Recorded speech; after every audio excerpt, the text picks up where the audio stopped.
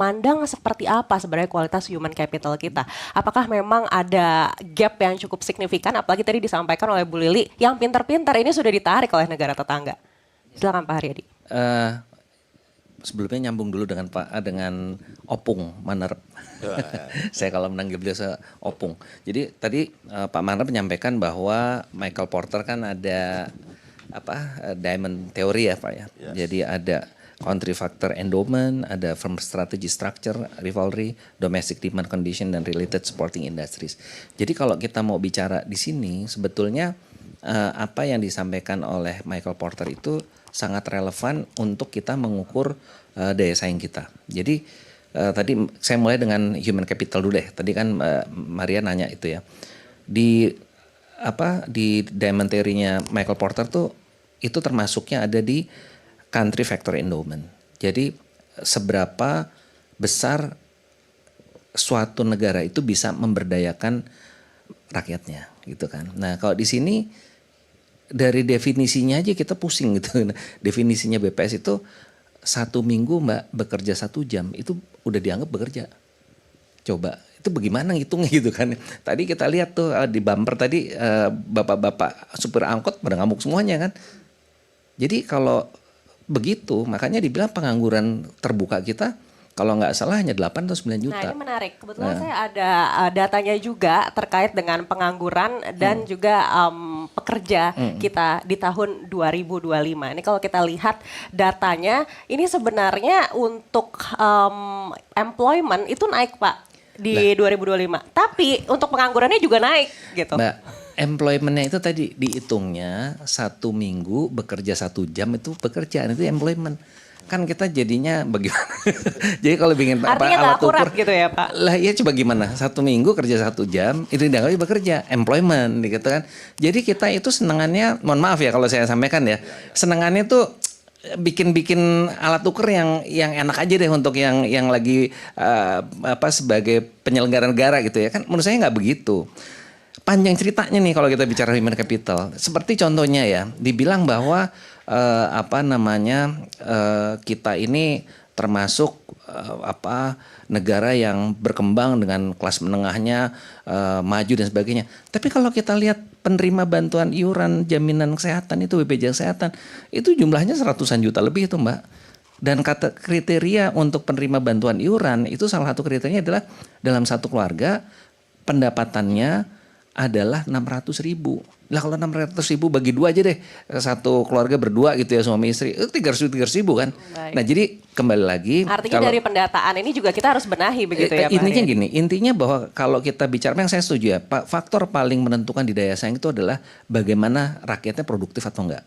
Nah kalau rakyatnya itu kebanyakan di sektor informal, tidak di sektor formal, ya kalau kita bilang mesin ekonominya gitu ya, engine ekonomi nggak seimbang karena yang formal sektor itulah yang sebetulnya dia bayar pajak, dia memberikan nilai tambah yang terukur dan sebagainya. Nah ini yang kita harus beresin. Ini salah satu faktor yang paling penting daya saing itu adalah di ketenaga kerjaan ini. Dan selama ini kita tidak pernah melihat itu secara bijak gitu loh.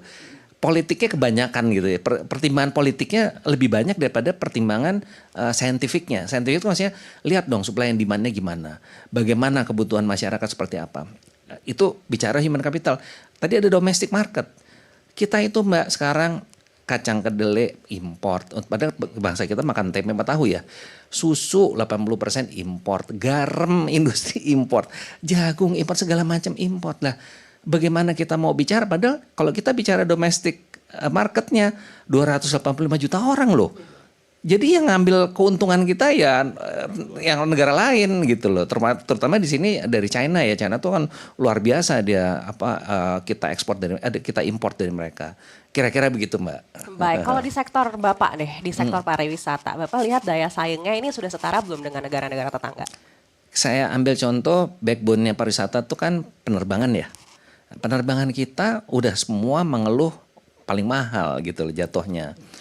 Afturnya kena PPN, ditarik PNBP pula lagi sama si SDM. Jadi sekarang kenapa orang suka bilang ya, wah kalau ke Medan ke tempatnya Opung Manrep ya lebih baik lewat Kuala Lumpur, betul nggak Pak? Lebih murah sana, karena di sana beli afturnya lebih murah gitu.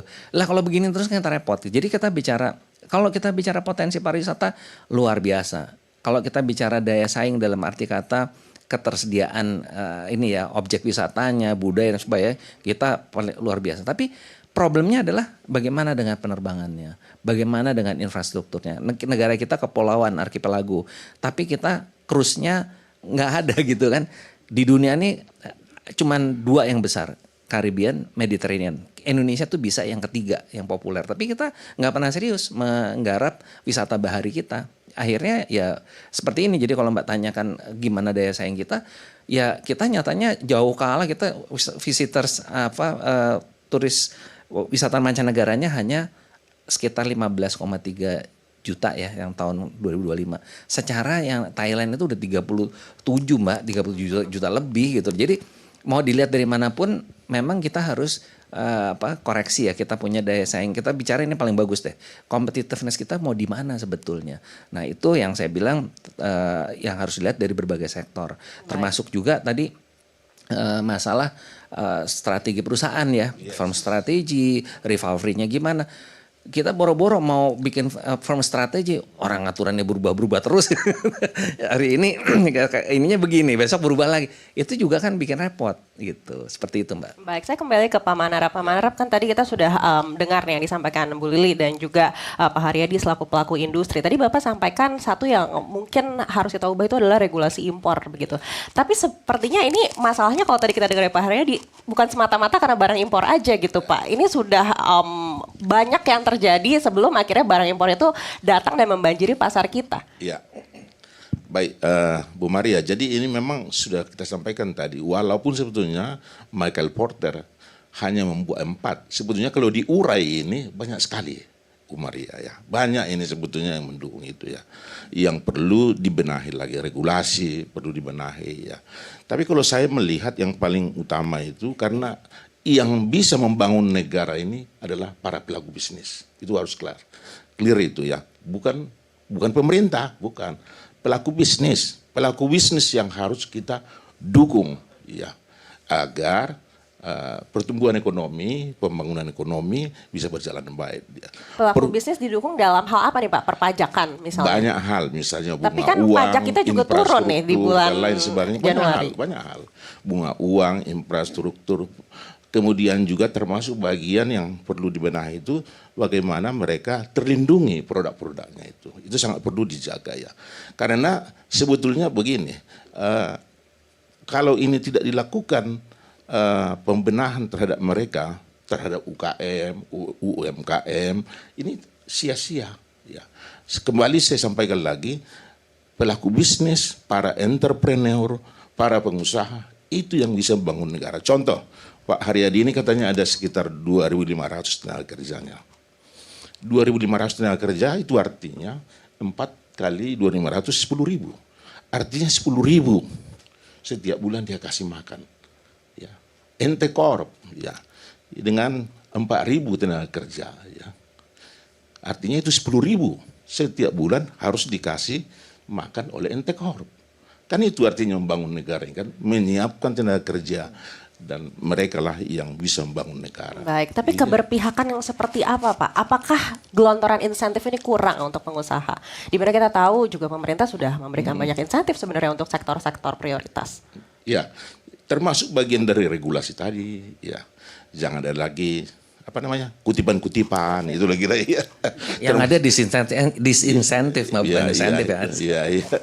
Banyak hal sebetulnya dipermudahlah orang membuat berusaha ya. Karena menurut penelitian semakin banyak para pelaku bisnis sebuah negara itu akan maju. Ya. Contoh Amerika Serikat dengan 12% dia jumlah pelaku bisnis di sana, para entrepreneur.